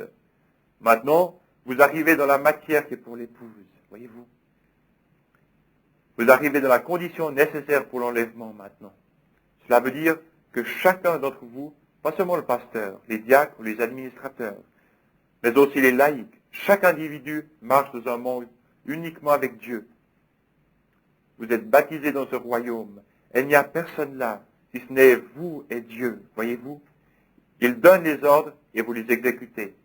Quoi qu'il dise, il n'y a nulle part l'ombre d'un doute. Vous continuez votre marche. Si le Seigneur dit ceci, il n'y a personne dans le monde qui puisse vous en dissuader. Vous continuez à avancer de la même façon. Maintenant, vous arrivez à cette foi parfaite. Une foi parfaite qui ne peut faillir. Cette foi-là ne faillit jamais. Oui. Il était un mystique pour eux, avec sa foi parfaite. Et ainsi en est-il maintenant. Ceux qui ont la foi parfaite sont des mystiques pour les autres. La Bible nous enseigne de résister au diable et il fuira loin de nous. Lui résister, c'est simplement le repousser. Lui résister, c'est vous éloigner de lui. Si Dieu vous a dit une certaine chose, peu importe ce qu'il essaie de vous dire, vous ne l'écoutez même pas. Vos oreilles sont sourdes à tout ce que l'Esprit ne dit pas. Voyez-vous que celui qui a des oreilles entende ce que l'Esprit dit aux églises. Celui qui a le poste d'écoute capte ce que l'Esprit dit aux églises. Voyez-vous? Ce que Satan dit, je ne peux pas, cela n'a rien à voir. Si vous enseignez cela, la domination vous jettera dehors. Cela n'a rien à voir. Il continue à avancer de la même façon. Que celui qui a des oreilles entende ce que l'Esprit dit aux églises. Vous savez qu'il est constamment dit dans la Bible que celui qui a la foi, que celui qui a des oreilles pour entendre, entende. Voyez-vous? Que celui qui a de l'intelligence calcule le nombre de la bête. Toutes ces différentes choses. Que celui qui a dise aux autres afin qu'ils puissent en avoir. Et c'est de la foi que nous parlons maintenant. La foi que vous devez avoir, cette foi parfaite. Cette foi qui dit oui. Vous ne dites jamais non lorsque Dieu dit oui. Voyez-vous? Quand il dit oui, c'est oui. Et rien ne peut vous l'enlever. Avec sa foi parfaite, Il était très étrange. Et le diable ne resta pas autour de lui très longtemps. Nous avons eu cela dans la leçon ce matin. Lorsqu'il vint en bluffant avec ses grandes conceptions intellectuelles pour bluffer Jésus, il découvrit qu'il avait touché une ligne de courant de 10 000 volts, et cela le jeta de nouveau en arrière. Oui, monsieur. Et il dit, il est écrit, l'homme ne vivra pas de pain seulement. Il reçut alors un choc. Il revint un peu plus doucement la fois suivante, lorsqu'il dit, tu es un grand homme, tu peux te mettre ici en haut et être quelqu'un. Il dit, arrière de moi, Satan. Oh là là, ce qu'il rencontra. Et tu ne tenteras point le Seigneur ton Dieu, voyez-vous? Il prouva à Satan qu'il était le Seigneur Dieu, car il est écrit, tu ne tenteras point. Si Satan n'avait pas reconnu que c'était le Seigneur Dieu, il aurait dit, attends une minute, tu n'es pas cette personne. Mais il savait faire mieux que de dire cela à Jésus. Il savait sur quel terrain se tenir. Il dit, tu ne tenteras pas le Seigneur ton Dieu. Et c'était ce qu'il était. Et Satan savait faire mieux que de dire cela, car les œuvres de Jésus avaient déjà prouvé qu'il était le Seigneur ton Dieu. Notez bien que la foi parfaite a la maîtrise de toutes les circonstances. La foi parfaite maîtrise toutes les circonstances, peu importe ce que c'est. Elle le maîtrise. Maintenant, observez, quand vous croyez quelque chose, ou que vous faites quelque chose, et que vous avez foi en ce que vous faites, peu importe ce que sont les circonstances, elles n'ont rien à voir avec cela. Voyez-vous, elle maîtrise ces circonstances. Si c'est dans une chambre de malade, et que le Seigneur est révélé que cette certaine chose va arriver, vous le dites, et vous allez de l'avant. Oh, est-ce que... Ne posez pas de questions. C'est déjà fini. Allez de l'avant. Voyez-vous? Elle maîtrise toutes les circonstances. Si vous faites ceci, un tel va faire cela. Voyez-vous? Elle a déjà maîtrisé cela. Voyez-vous? La foi croit que c'est Dieu qui le mènera à bien. Je ne sais pas comment il le fera, mais il le fera de toute façon. Voyez-vous? Elle maîtrise toutes les circonstances. La foi et l'amour sont parents. Car vous ne pouvez pas avoir la foi à moins que vous ayez l'amour. Parce que votre foi est dans un Dieu qui est l'essence même de l'amour. La foi et l'amour travaillent ensemble. C'est comme pour un jeune couple. Vous prenez un jeune homme et une jeune fille qui tombent amoureux l'un de l'autre. Comme ils vont de l'avant et qu'ils commencent à mieux se connaître, leur cœur commence à battre à l'unisson. Voyez-vous? Pourtant, ils ne sont pas encore mariés femmes, mais leur amour les lie et ils ont confiance l'un dans l'autre. Maintenant, s'ils s'aiment vraiment, et si vous savez que cette fille vous aime, et si elle sait que vous l'aimez, vous avez confiance, vous avez foi l'un dans l'autre. Si vous ne l'avez pas, vous feriez mieux de ne pas vous marier, voyez-vous? Si vous devez avoir foi en cela, et si vous les séparez et que vous en mettiez un à l'extrême sud et l'autre à l'extrême nord, ils auraient toujours cet amour l'un pour l'autre, peu importe où ils se trouvent. Ils sont aussi fidèles l'un à l'autre que possible, parce qu'ils s'aiment.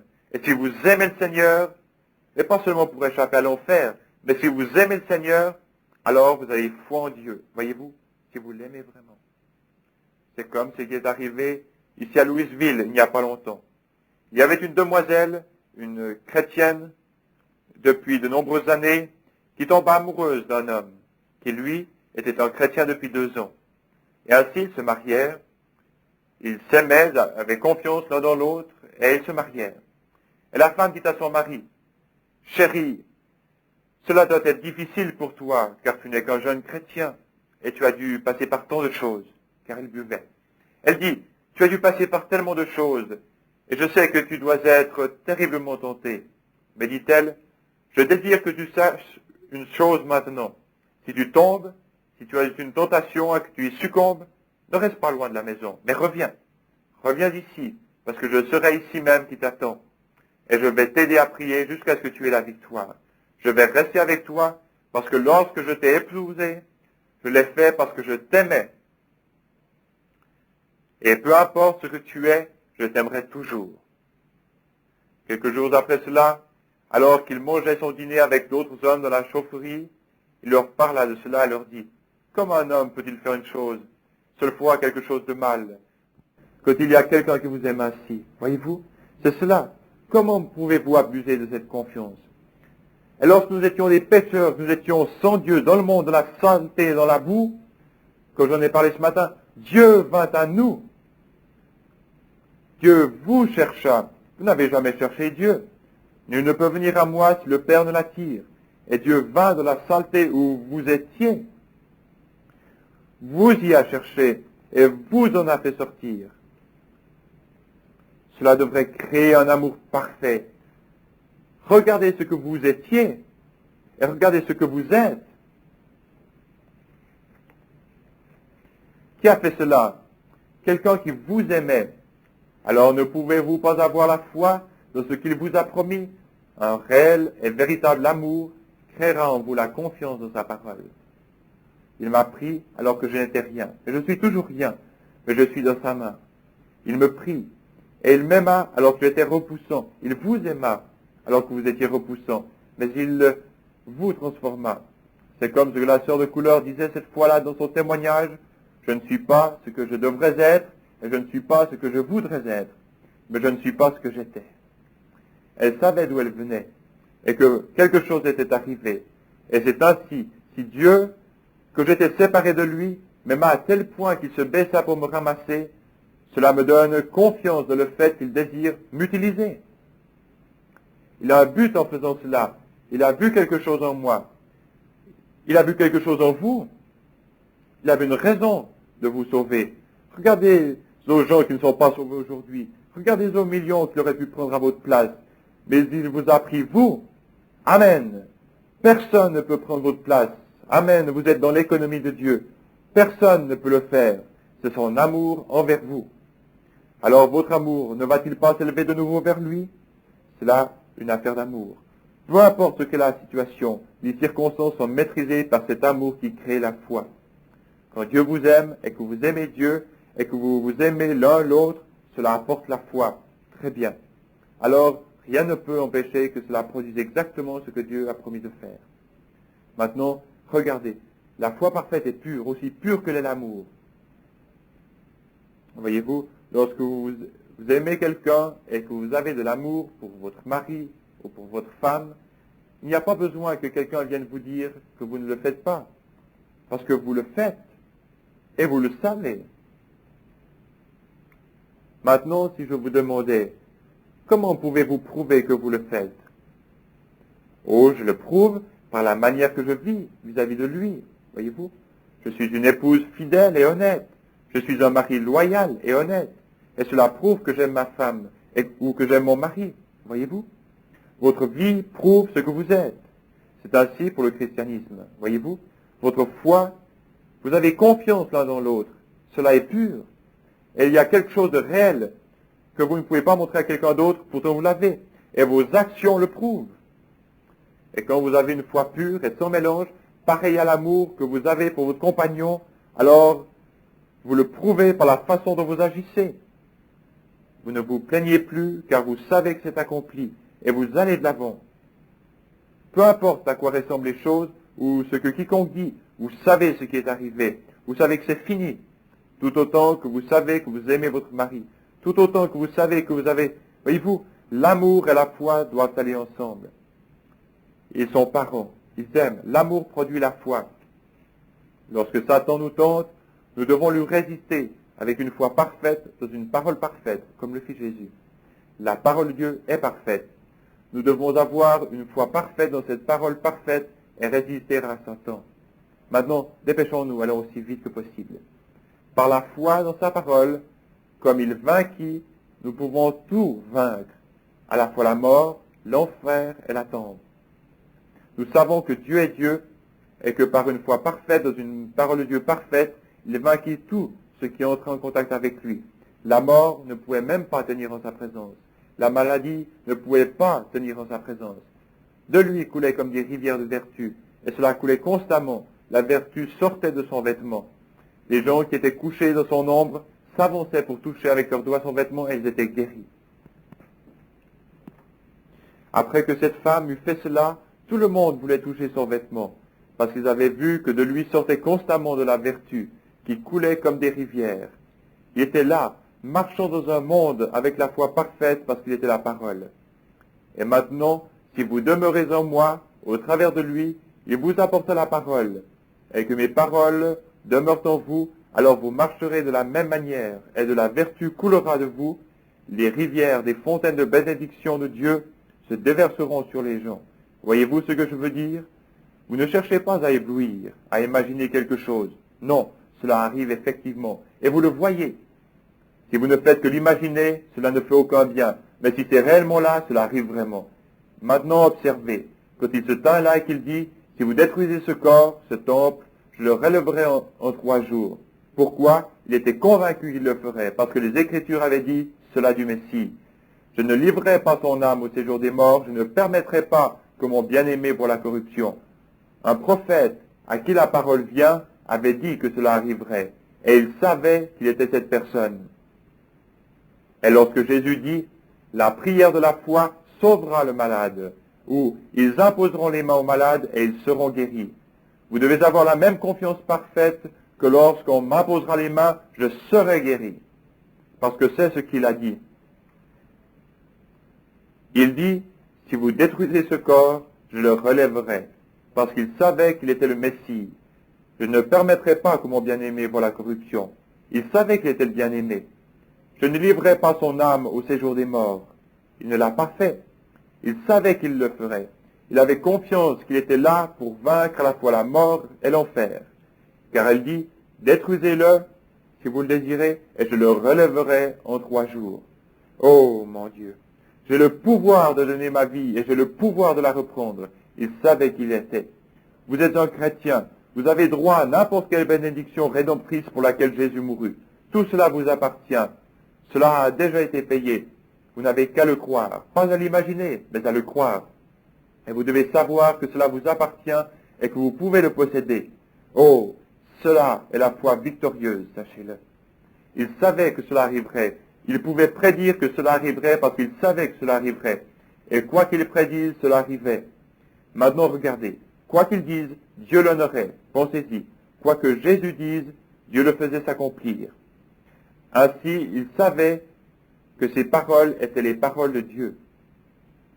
Maintenant, regardez. Cette même écriture revient à notre mémoire. Si vous dites à cette montagne, oh là là là là, je le laisse pénétrer un peu, vous voyez, parce que nous allons avoir une ligne de prière. Nous terminerons la réunion et nous prierons pour les malades qui le désirent et qui doivent partir. Regardez, il savait qu'il plaisait à Dieu. Il savait qu'il n'y avait rien en lui de répréhensible. Dieu avait déjà témoigné de cela lorsqu'il dit « Celui-ci est mon fils bien-aimé en qui j'ai trouvé mon plaisir. Écoutez-le. Celui-ci est mon fils bien-aimé en qui j'ai trouvé mon plaisir, dit-il le jour de son baptême. J'ai trouvé mon plaisir de faire ma demeure en lui, et rien ne peut le condamner. Maintenant que le même Dieu vient vers nous, et qu'il trouve son plaisir habité en vous et à honorer votre parole, votre décision, quelle était la décision de Josué? Soleil, reste là. Et il reste là. Amen. C'est vrai. Quelle était la décision de Moïse? Il leva son bâton sur la rivière comme cela et réclama qu'elle s'ouvre. Elle s'ouvrit. Voyez-vous? C'est ainsi, quoi que vous demandiez. Et si vous dites à cette montagne, ôte-toi de là, et si vous ne doutez pas dans votre cœur, mais croyez que ce que vous dites arrive, vous le verrez s'accomplir. Cela vous remet dans la parole. Maintenant, cela n'est pas du lait maigre. Cela vous y remet. Je sais que cela va passer par-dessus vos têtes, voyez-vous, parce que cela ne peut s'ancrer, mais une réelle et véritable foi le saisit en ce moment. Je l'ai vu, mes amis. Voici cette Bible qui est ouverte devant moi.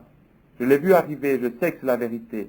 Je sais, Dieu de le ciel le sait, qu'il se peut que je ne vive pas pour finir ce message, mais je sais que cela est arrivé. Je l'ai vu moi-même. Je suis un témoin de l'accomplissement de cette parole, et je sais que c'est la vérité. Vous le dites, puis vous restez là, et vous voyez le Créateur créer une créature vivante, juste devant vos yeux. Vous secouez vos têtes, et vous vous posez des questions. Et ensuite, vous regardez autour de vous, et vous le voyez en créant un autre, exactement comme cela, parce que vous l'avez dit. Et vous venez par ici, et vous dites, il y en aura un autre là. Et vous regardez, et le voilà. Maintenant, ceci est la vérité. Oh, où devrions-nous être? Voilà la foi parfaite. Pas de vision. Prononce simplement la parole. Je n'ai jamais vu l'écureuil. Il a simplement prononcé cette écriture et ce qu'elle était, et dis-le, et ne doute pas, mais ce que tu dis sera là. Et j'ai pris Dieu à sa parole, et il était là. C'est vrai. C'est aussi puissant. Et mes amis, en tant que votre pasteur, c'est aussi puissant que lorsque Josué arrêta le soleil. Parce que le soleil était déjà là. Les éléments se déplaçaient et il arrêtait leur mouvement. Mais ici, il apporta quelque chose qui n'était pas là. Il créa. Je suis si content de connaître le Dieu qui peut prendre un jour la poussière de la terre et sans qu'il y ait rien, puisse me rappeler de nouveau la vie, après que j'ai été enterré dans la tombe. Oh là là, c'est cela. Ma foi, regardant vers toi, toi, agneau du calvaire. Si vous le dites, et si vous ne doutez pas, mais croyez que ce que vous dites arrive, vous le verrez s'accomplir. Voyez-vous? Croyez que cela arrivera. David, dans les psaumes, parla de lui. Et avec elle, il prit sa puissance et il en servit d'autres. Il ne l'a pas seulement gardée pour lui-même, mais avec elle, il en servit d'autres. Il a aussi fait l'impossible pour sauver les autres. Elle peut faire la même chose maintenant. Il a promis dans sa parole la même foi aux croyants, comme il le dit dans Jean 14, 12, Marc 16 et aussi dans Marc 11, 23 que nous venons de lire. Maintenant, regardez, il nous est apparu sous la même forme que celle qu'il avait dans l'Ancien Testament et que celle qu'il avait dans le Nouveau Testament. Et il a fait connaître le même Christ par la même parole. Et je vous ai déclaré que Christ est le Saint-Esprit. Le mot Christ signifie le oint, une personne qui est ointe. C'est cela le Christ, le oint. Combien savent-ils que c'est vrai? C'est vrai. Le oint, il est dit qu'il y aurait un homme qui serait oint. Oint de quoi? La Bible dit dans Acte 2 que Jésus de Nazareth, cet homme à qui Dieu a rendu témoignage et oint du Saint-Esprit, s'en alla et fit de grandes œuvres. Voyez-vous? Et Dieu manifesta et prouva qu'il était dans cet homme. Et maintenant, nous devenons oints par ce même esprit, des Messies des Messies des derniers jours pour illuminer la résurrection de Jésus-Christ, pour montrer qu'il n'est pas mort, mais qu'il est dans son peuple, sous la forme du Saint-Esprit, et qu'il agit parmi son épouse. Il est épris d'elle, et il se déverse en elle. Ils deviennent un pour le souper de noces. Et les mêmes signes promis par le même Dieu dans la même parole ont les mêmes manifestations que lui. Il ne nous est rien laissé d'autre à faire que de croire cela. Et croire cela est la substance. Et cela crée une foi parfaite. Pensez combien nous sommes engourdis. Pensez à cela une minute maintenant. Voyons maintenant, a-t-il bien fait toute chose? Nous a-t-il déjà dit quelque chose qui ne soit pas arrivé exactement ainsi qu'il l'avait dit? N'a-t-il pas accompli et fait exactement ce qu'il avait promis de faire? Et la colonne de feu n'a-t-elle pas été parmi nous? Ne l'avons-nous pas vu? La science ne l'a-t-elle pas photographié après qu'il fut prédit que cela arriverait? Et cela s'est même trouvé dans les journaux et dans les magazines. Et on vous a dit cela des mois avant que cela arrive. N'a-t-il pas opéré exactement de la même façon que le fit dans le Nouveau Testament? Et c'est exactement le même. Le même Saint-Esprit vient et il est celui qui discerne.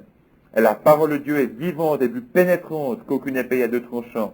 Elle discerne les pensées et les intentions du cœur. N'est-ce pas vrai?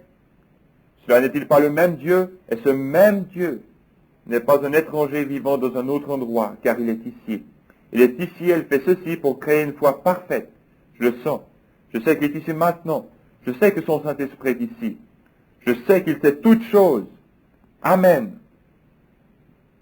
Et je sais qu'il désire faire quelque chose. Il est en train de faire quelque chose afin de créer cette perfection dans la foi des gens.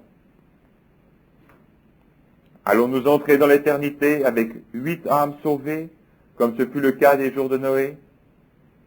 Allons-nous être 3, comme Lot lorsqu'il sortit de Sodome?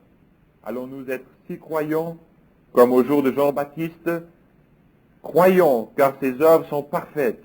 Elles sont manifestées chaque jour parfaitement devant nous, nous montrons qu'il est la parole. La parole. Hébreux chapitre 4 dit, la parole de Dieu est plus pénétrante qu'aucune épée à deux tranchants. Elle discerne même les pensées et les intentions du cœur. Pensez à cela. La parole de Dieu est cela. Elle discerne les intentions du cœur, car la parole de Dieu est vivante et opérante et plus pénétrante qu'aucune épée à deux tranchants, et atteignant jusqu'à la division de l'âme et de l'esprit, des jointures et des moelles, elle discerne les pensées et les intentions du cœur. La parole faite chair. Alléluia.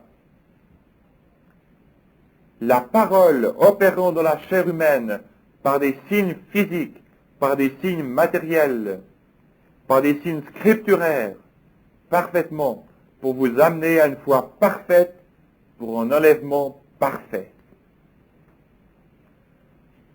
Pourquoi ne pouvons-nous pas le regarder? Ce n'est pas un mystique. Le diable a mis toutes les choses du monde devant vous pour essayer de vous empêcher de croire cela. Il interviendra dans une réunion et il essaiera de jeter tout ce qu'il peut devant vous.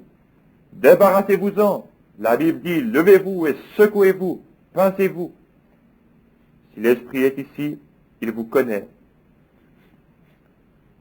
Vous avez une chose à faire, et c'est de croire cela, d'accepter cela. Il vous connaît. Croyez-vous cela? Il sait ce qu'il y a en vous. Il sait ce que vous êtes. Il sait ce que vous désirez. Il sait ce dont vous avez besoin. Jim, crois-tu qu'il sache ce qu'a ce bébé? Vous avez pris sa température avant de partir, et il avait 40. Croyez-vous qu'il le guérira? Venez aujourd'hui et dites, elle le quittera. Je viens de regarder par ici, et j'ai vu ce qu'ils ont fait avant de quitter la maison. C'est vrai.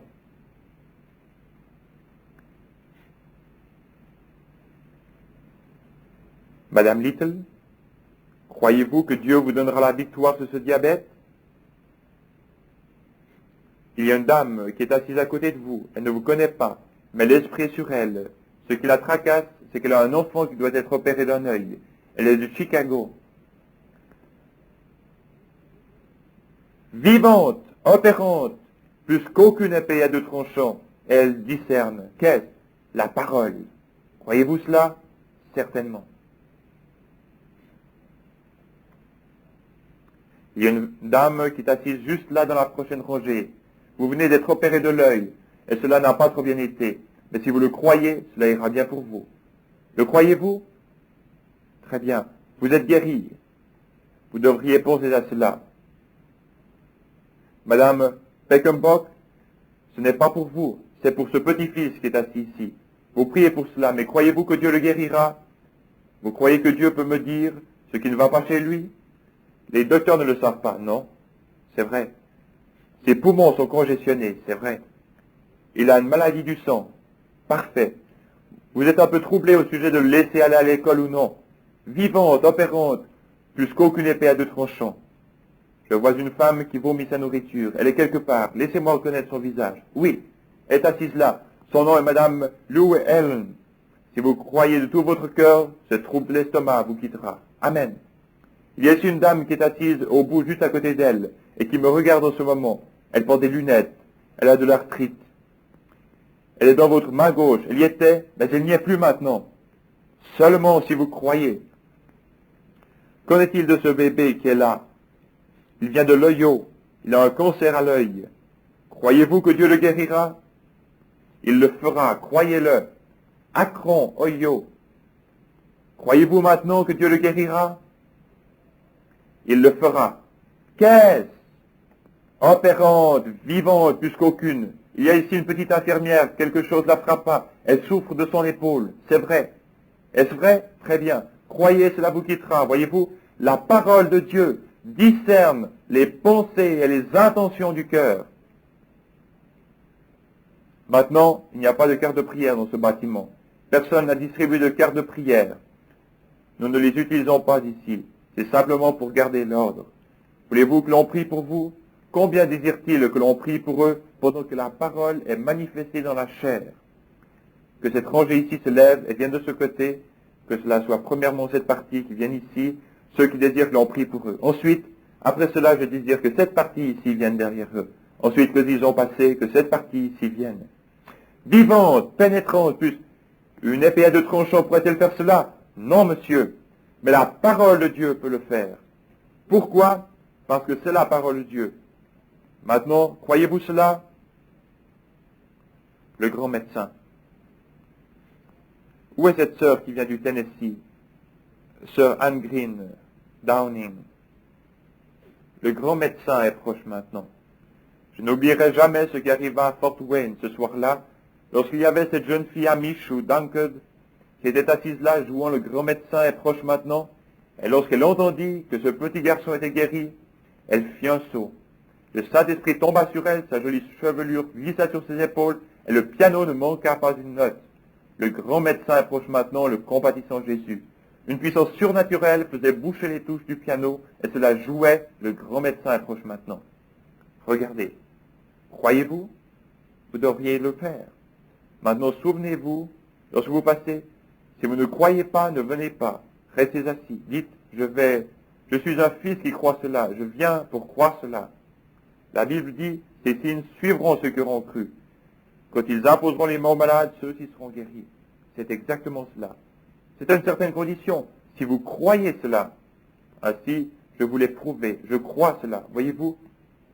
Il manifeste sa parole pour montrer que c'est sa parole. Une écriture s'accomplit pour le prouver. Maintenant, croyez cela quand vous passez par ici. Voulez-vous le faire? Et alors, lorsque je vous impose les mains, c'est exactement ce que la Bible a dit. As-tu ici l'huile pour l'onction, frère Neville? Prends-la, viens de l'autre côté. Accomplissons l'écriture. Viens de ce côté, oint chaque personne alors qu'elle passe, et nous prierons pour elle. Maintenant, afin que je sois sûr que j'ai la prière de la foi pour chacun de vous, que tous ceux qui sont des croyants posent leurs mains sur quelqu'un d'autre. Étendez votre bras et posez votre main sur quelqu'un. C'est là que nous allons découvrir quelque chose dans quelques minutes. Je verrai ainsi combien mon Église a avancé dans ce que nous croyons.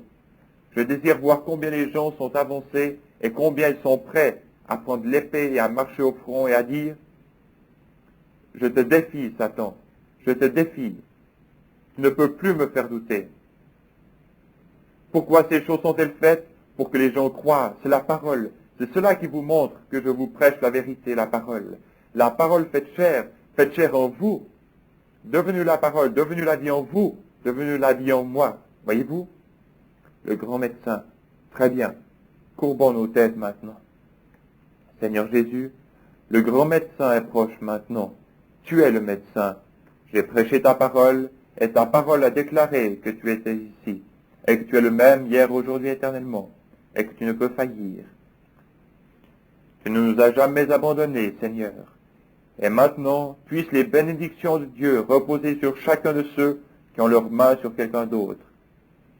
Et alors que nous venons pieusement et que nous les oignons d'huile, le pasteur et moi, et que nous les faisons passer par cette ligne, puissent-ils tous passer par ici avec la foi pour croire cela, et en sachant que le Dieu du ciel lui-même est présent.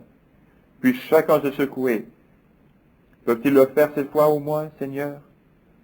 Fais que cela pénètre, Seigneur, une fois. Ouvre leurs yeux, Seigneur, afin qu'ils puissent voir ce qui se passe, et afin qu'ils ne soient pas comme des aveugles qui chancellent, mais afin qu'ils voient la réalité de la présence d'un Jésus-Christ ressuscité. Accorde-le, Seigneur, au nom de Jésus. Amen. J'insiste, au nom de Jésus-Christ, pour que vous ne veniez pas dans la ligne de prière à moins que vous sentiez que vous avez cette foi parfaite, parce que vous ne feriez que prendre la place de quelqu'un d'autre. Ne faites pas cela. Pendant tout le temps que je vous ai prêché, vous ai-je déjà dit quelque chose qui ne soit pas arrivé? Exactement. Le Seigneur a fait cela. Il ne l'a pas fait pour moi, car je crois. Il l'a fait pour vous afin que vous puissiez croire que ce que je vous dis est la vérité. Après que vous l'aurez cru, cela sera en ordre et vous serez guéris. En venant ici, déposez votre incrédulité dans cette poche spirituelle qui sera là. Vous ne la verrez pas, mais elle sera là. Quand cette huile vous touche, déposez votre incrédulité à cet endroit. Déposez-la et partez avec cette foi parfaite que vous êtes guéri. Voulez-vous le faire? Alors que le Seigneur vous bénisse. Très bien, je vais demander à quelqu'un qui peut diriger les chants de... Où est ce grand prédicateur, frère?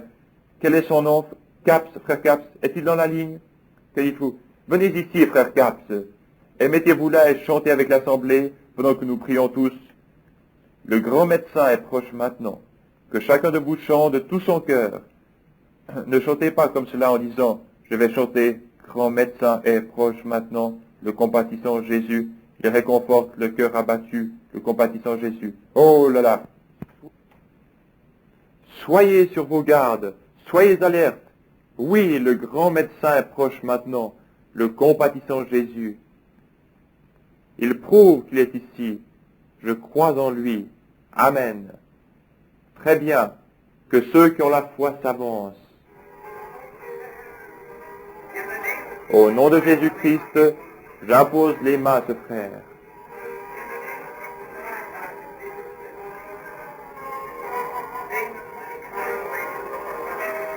Frère Branham, prie maintenant pour les malades.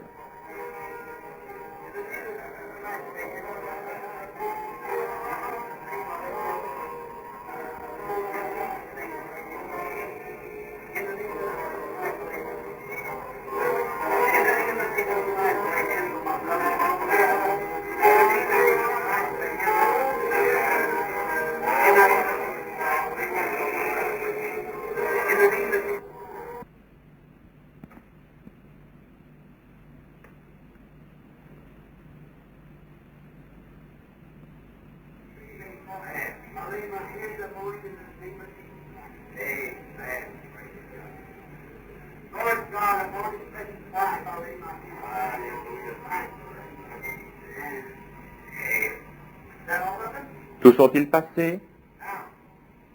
Maintenant, courbons nos têtes.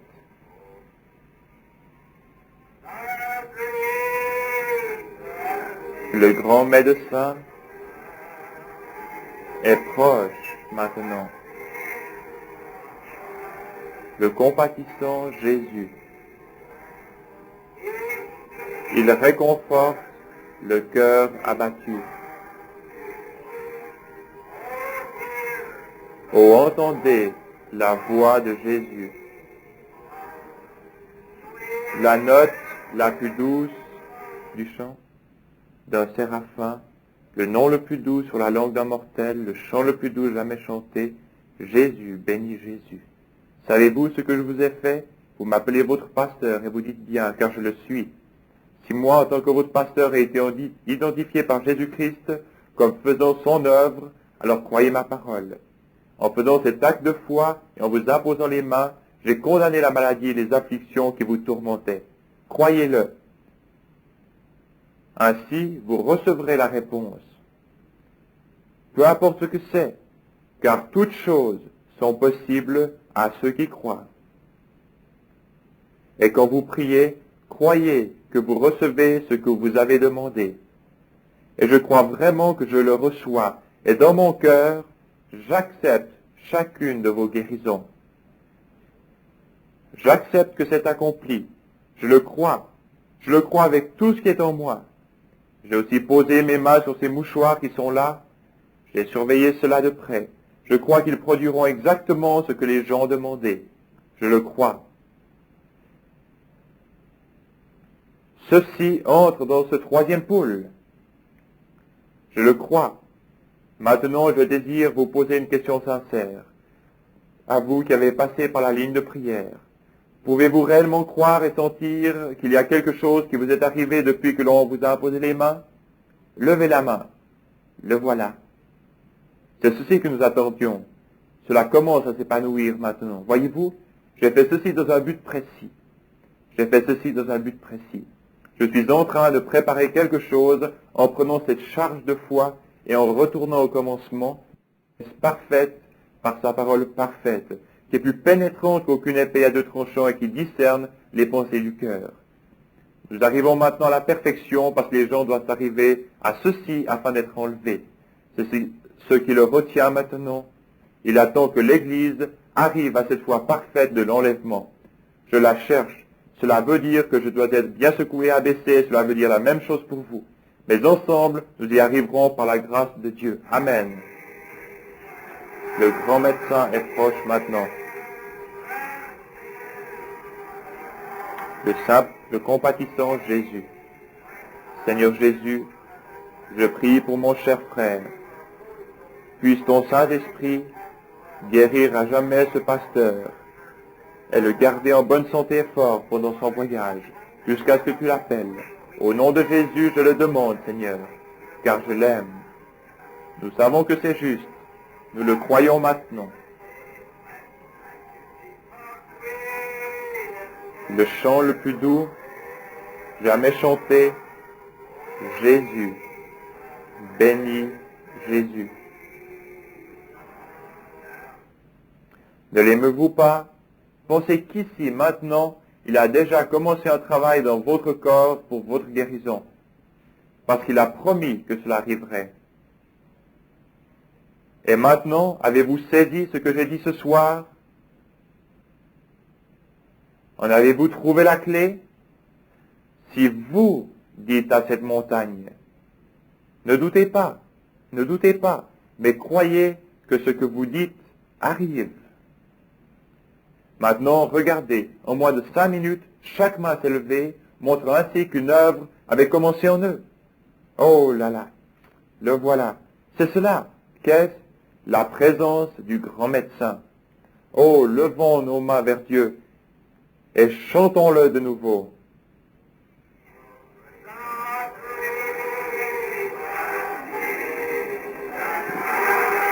Le grand médecin est proche maintenant. Le compatissant Jésus. Il réconforte le cœur abattu. Oh, entendez la voix de Jésus. La note la plus douce du chant d'un séraphin. Le nom le plus doux sur la langue d'un mortel. Le chant le plus doux jamais chanté. Jésus, béni Jésus.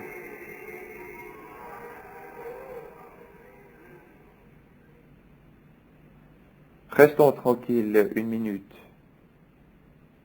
Adorons-le dans notre cœur. Pensez-y. Dieu est ici. Il est ici. Qui s'identifie comme étant la parole?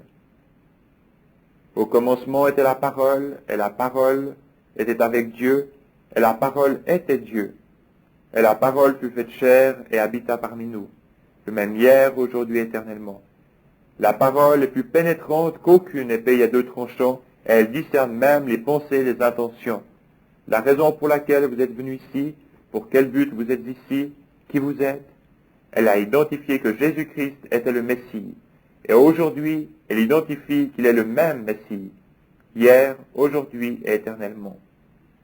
Le grand médecin qui est ici et qui a dit, « Ces signes suivront ceux qui auront cru. S'ils imposent les mains aux malades, ils seront guéris. » Et si vous dites à cette montagne, « Ôte-toi de là, et si vous ne doutez point en votre cœur, mais croyez, s'il peut créer des écureuils, quand il n'y en a point, et là, il n'y avait rien en quoi je puisse croire. C'est ma propre foi qui m'a valu cela, ma foi dans ce qu'il m'a poussé à demander.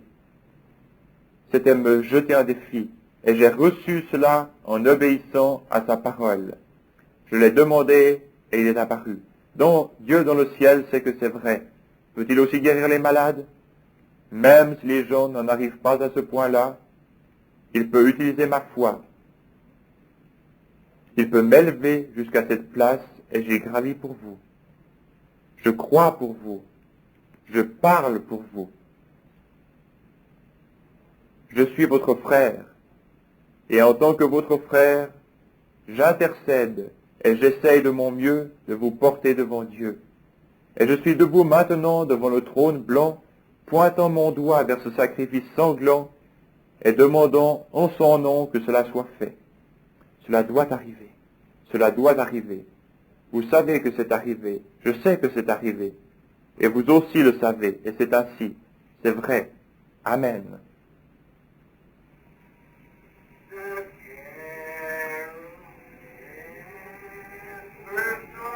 Le chant le plus doux jamais chanté.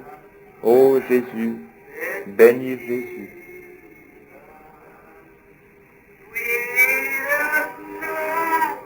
La note la plus douce du chant d'un séraphin.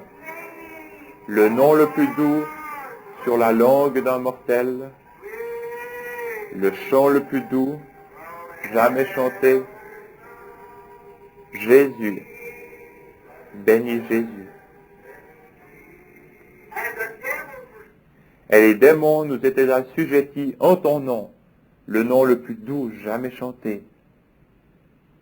Ce nom qui ressuscite les morts, qui guérit les malades, qui purifie les lépreux, qui chasse les démons, qui fait des chrétiens. Il n'y a pas d'autre nom sous le ciel. Je vis, je baptise, je crois, j'adore dans ce nom. Oh, laisse-moi en devenir une partie, Seigneur. Donne-moi de mourir à moi-même pour revivre en toi, Jésus-Christ, le Messie oint. Laisse-moi traverser la boue de l'incrédulité afin de réfléchir la beauté de Jésus-Christ, le même hier, aujourd'hui, éternellement. Maintenant que Dieu vous bénisse, que vous reviendrez ici dimanche prochain, donnez le témoignage de votre guérison et de ce qui s'est passé cette semaine. Regardez et voyez ce qui arrive. C'est terminé. Comment le savez-vous? Il m'a dit de le dire, et je l'ai dit. C'est en ordre maintenant. C'est fini, je le crois. Amen.